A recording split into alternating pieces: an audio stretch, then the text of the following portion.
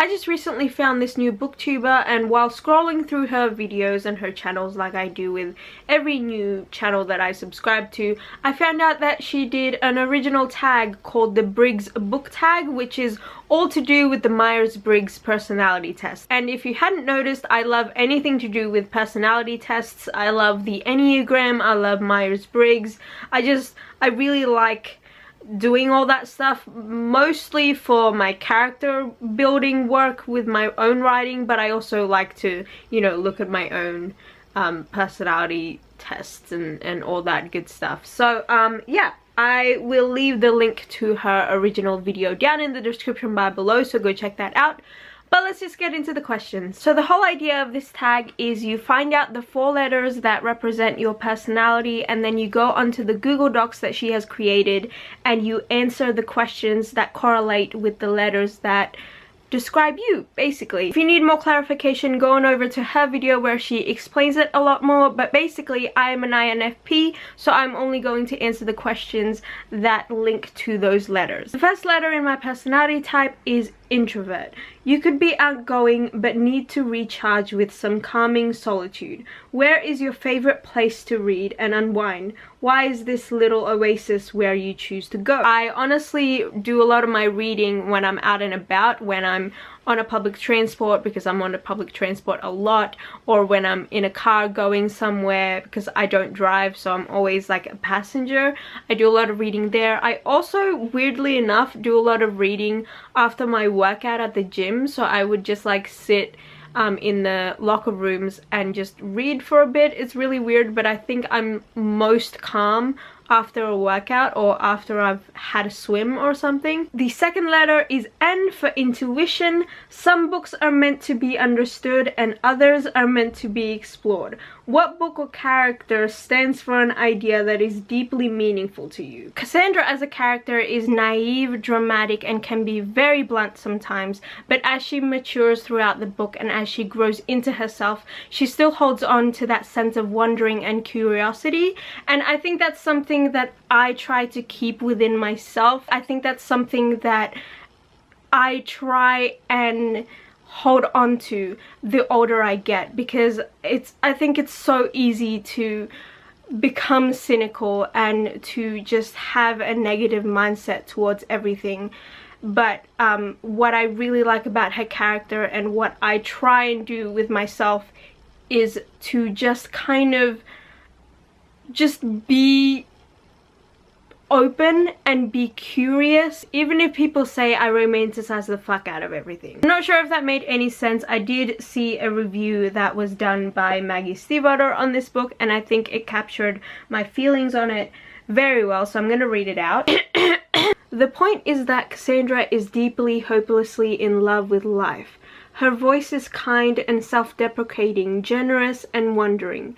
The humans she observes are all seen through the well-meaning gaze, and even terrible events are colored with love.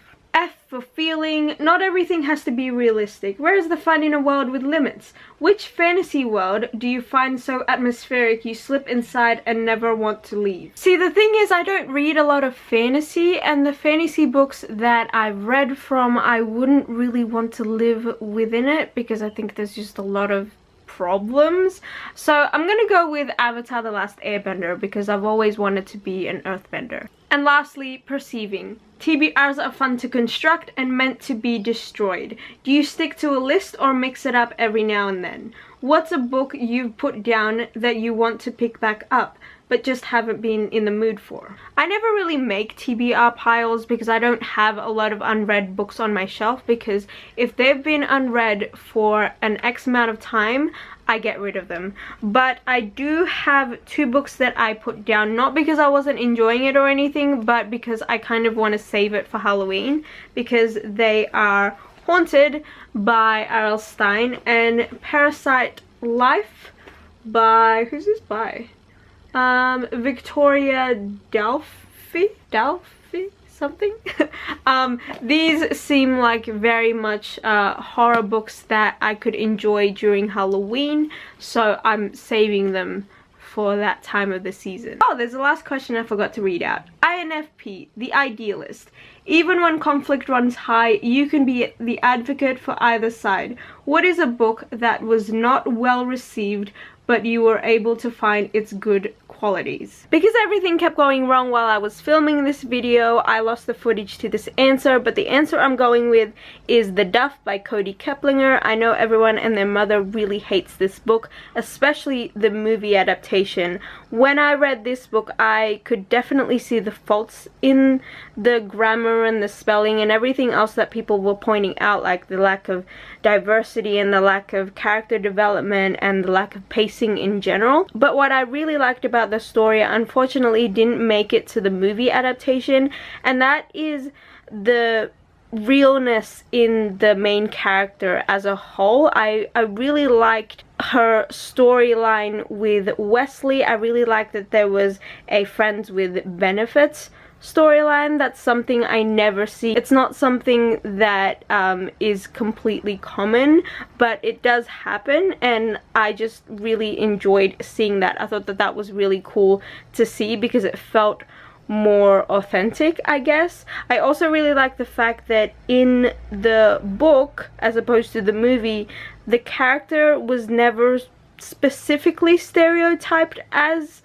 the ugly fat friend, if you know what I mean. Like, she wasn't described as a hideous person. She wasn't described as being so much more different than her other friends, and I think that's the thing that I liked about The Duff. Anyway, that is all from me. Let me know if there's a book out there that stands for an idea that is deeply meaningful to you down in the comments below.